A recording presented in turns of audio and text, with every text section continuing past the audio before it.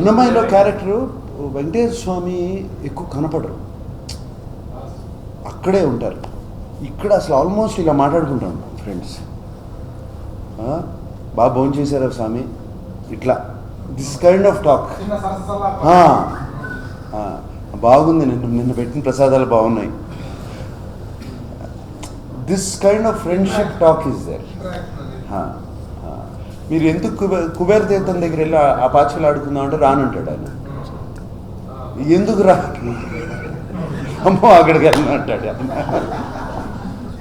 అటువంటి డైలాగ్స్ చాలా బాగున్నాయి. సో ఇది ఎక్కువ ఎంజాయ్ చేసాం, ఎక్కువ సీన్స్ ఉన్నాయి అక్కడ. ఉండి లాస్ట్ ఎపిసోడ్లో లాస్ట్ 10 minutesలో ఇద్దరు కలుస్తారు. క్యారెక్టరైజేషన్ చాలా బాగా చేశారు అయింది. అండ్ ట్రైలర్లో చూసిన తర్వాత మాకు చాలా పాజిటివ్ రెస్పాన్స్ వస్తుంది. మాకేమో ఇక్కడ వెంకటేశ్వర స్వామి అంటే నిత్య యమనుడు. అండ్ మాకేమో ఆయన కళ్యాణం చేయాలి ఈ సినిమాలో. ఆయన కళ్యాణం పాట ఉంది ఒకటి, ఆయన కళ్యాణం చేయాలి. ఆయన ఫ్లాష్ బ్యాక్ ఎపిసోడ్స్ ఉన్నాయి, వైకుంఠం నుంచి వచ్చేయటం, ఆ కథ అంతా ఉంది. సో యంగ్గా కనపడాలి మాకు. అప్పుడు మేము ఆ హరహర మహాదేవును మహాభారత్ చూసి చాలా బాగున్నాడు ఇతను అని చెప్పి తీసుకొచ్చాం. And is done a fantastic job.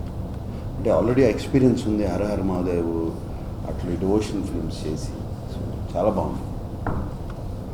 డెఫినెట్గా మాకు ఈ సినిమాకి ఒక పెద్ద సెట్. కీరవాణి గారు ఒక సెట్, మాకు సౌరభ్ రాజ్ జైన్ కూడా అంత పెద్ద సెట్.